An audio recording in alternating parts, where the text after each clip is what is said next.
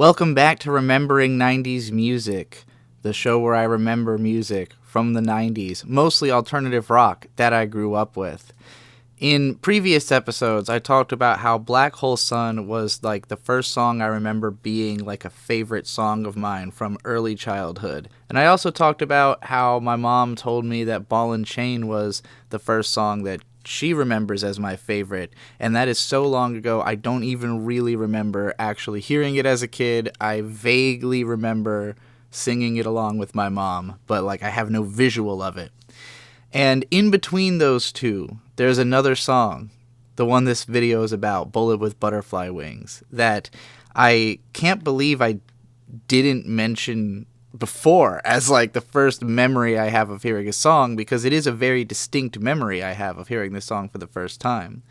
So in the early 90s, specifically 94, 95, my parents toured with Lollapalooza and had me and my younger brother Victor along with them at, I was 3 and 4 on these two different tours, and Victor was a baby. Mostly alternative rock and some hip-hop acts, like just stuff that would have been listened to by music nerds who are on the freaky or weirder side, drug types, hippie types of the early 90s. A sort of attempt to bring back the hippie atmosphere from the 60s, but that quickly commercialized, as you do, and as these bands all became way bigger than I think they anticipated they were going to be, because alternative rock became massively huge in the 90s. During one of these two tours, I don't know which, I know there was a time we were driving through Utah. We were in a camper. My parents would sit, my dad in the driver's seat, my mom in the passenger seat, and then I would sort of come up between those two seats sometimes or go back into the camper. And I remember a time where I'm in between their seats and we're on our way to the Grand Canyon, and I know that because I remember that I thought it was the Grand Canyon. And when I asked my mom, what is a canyon? And she said it's like a big cliff. Now, I had seen some, like, Acme cartoons at this point, so I'm picturing, like, the Roadrunner Coyote, like, cliffside gag, but there's a giant Acme cannon on the cliffside. That's the Grand Canyon in my head, because I couldn't divorce my initial thought that it was a cannon from the being corrected about what a canyon is, that I had never seen one before.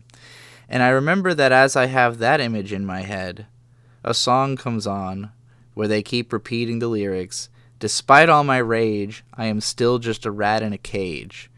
And I've mentioned on other episodes of this show that when there was something visually evocative in a song lyric, that's what tended to stick out the most to me as a kid, is like getting an image in my head of what this song is talking about. And so I'm literally picturing a rat in a cage who is angry and bitter and pissed off about being stuck in this cage.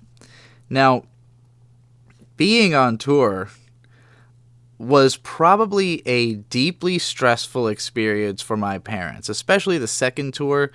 There were so many issues that my parents had to basically stop halfway in Virginia. My dad left me, my mom, and my brother with her sister, and then continued the rest of the tour by himself, and then drove all of our stuff across country, and we moved to Virginia. And then we ended up living in Virginia most of the rest of my life. So it was probably not the most fun time for me as a kid, and I don't really have memories from before the Lollapalooza tour. As I understand it, even before this tour, we moved all the time, and so I feel like my world was shifting so often that I rarely had a sense of what is anything. Like, I didn't retain much because things were always changing so severely, and especially touring around the country, and just seeing different stuff all the time. It feels as though those early years almost don't exist, and like I'm sure there are like little bits and pieces of images from it that I can still recall, especially if I have seen photos, from those early years, but I don't have like an active memory that starts until after the tour, other than a couple of moments that I remember from the tour One being the Green Day Skipping Rocks with Me story I told in the Green Day episode, and one being this story of hearing Bullet with Butterfly Wings for the first time. And then I also remember hearing Coolio Slide, Slide, Slippity Slide while going down a Fisher-Price slide that we had taken with us. Those are like the only three things I remember from this tour. But anyway, Bullet with Butterfly Wings. I think I connected with the message, even though I didn't completely understand it. You know, I don't think I even really knew the word rage like that. You know, like I don't know that I knew what is meant by being a rat in a cage full of rage, other than in that I felt it, you know, that I was trapped in this cage. I couldn't do anything but be in this camper for months on end with my parents having all this tension of, you know, trying to do this difficult thing that they were not at all prepared for. So, like, I think it hit me in the feels in a way that I had never experienced yet, and that's why it stands out so much as a memory for me. And I remember it being one of those songs where it's like I heard it that time and then it would be like a while before I heard it again, and it was one of those that like I wanted to hear more. I was always like, when are they gonna play, you know, that song again? And I think part of it is also that Billy Corgan just had such a shrimpy voice. Like, he sounds like a rat in a cage. Like, it's a perfect song for him because he's got such a scrappy, nasally, high-pitched, like, aggravating, you know, kind of obnoxious voice that it just, the song could not fit how he sounds better. And for me as a kid, that was also kind of how I sounded. You know, I was a shrimpy little nasally child. So I did tend to gravitate towards songs that I could sing effectively. This is why I would end up being really into Linkin Park towards the end of the decade, is that, like, I could sing like Chester as a little kid, you know? That's what my voice naturally sounded like.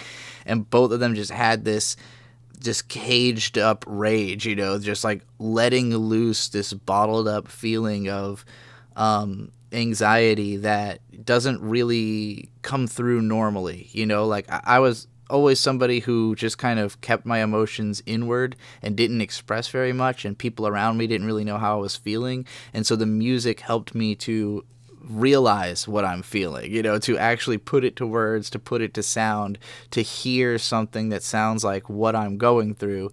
And so I think this song was the first time I felt that effect.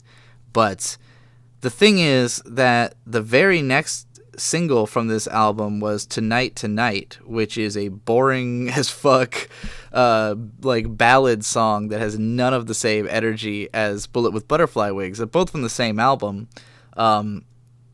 And I remember really liking the music video for Tonight Tonight as a kid, but just being like, this is not what I was hoping this band was. You know, I wanted more of that fucking caged rage sound.